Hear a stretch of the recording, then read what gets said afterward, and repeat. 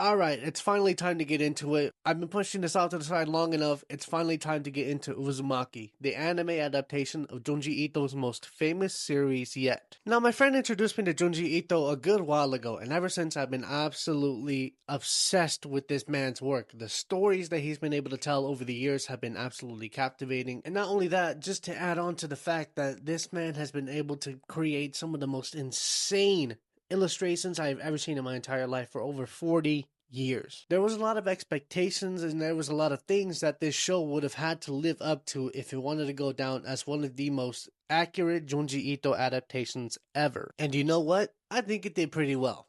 Until I got on to the second, third, and fourth episode. Now, I did try to watch the show before. I got onto about the second episode before I was absolutely turned off and just never went back to the show whatsoever. Until a few weeks ago, my friend John came over and we decided to watch the Super Bowl. That's when he came up with the idea, let's just go ahead and just finish up Uzumaki and get it out of the way. And so we did. Now, the first episode was absolutely phenomenal in my opinion. I think it did very well on the pacing. It did very well on splitting each individual story out, and just in general the art itself and the animation was absolutely incredible until we reached the second episode where everything just took an absolute huge drop. The animation quality dropped, the pacing dropped, and just in general the individual stories all ended up mashing together to create this whole jumbled mess. The story took one of the biggest hits ever. After the first episode, it was just genuinely big moment after big moment after big moment. There was no continuation from the story on the first episode. At that point, the show just decided to leave everything behind, leave the story, leave the character development behind, and just try and focus on recreating each huge moment from every chapter in the book, which created such a jumbled mess where you don't even understand what's happening anymore. I was genuinely so disappointed to see the big drop that the show took when it was so good in the first episode.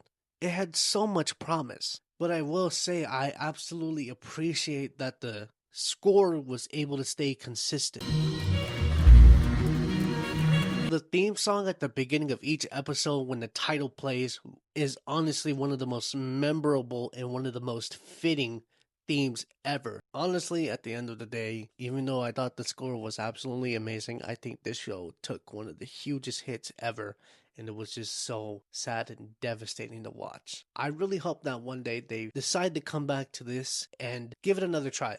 Except this time they actually put some love into it like they did in the first episode. Because I genuinely do see this as possible. I genuinely do see the potential into the show. It just needs the proper love and it needs the proper production. It just needs time. But anyways, let me know what you guys think about this show. I was honestly so disappointed, but I really hope that one day they decide to come back to this and give it another go. And I really hope that once they do that, they give it the proper love and the proper time so that it can come out showing the true potential that's there and giving Junji Ito's work the love that it deserves.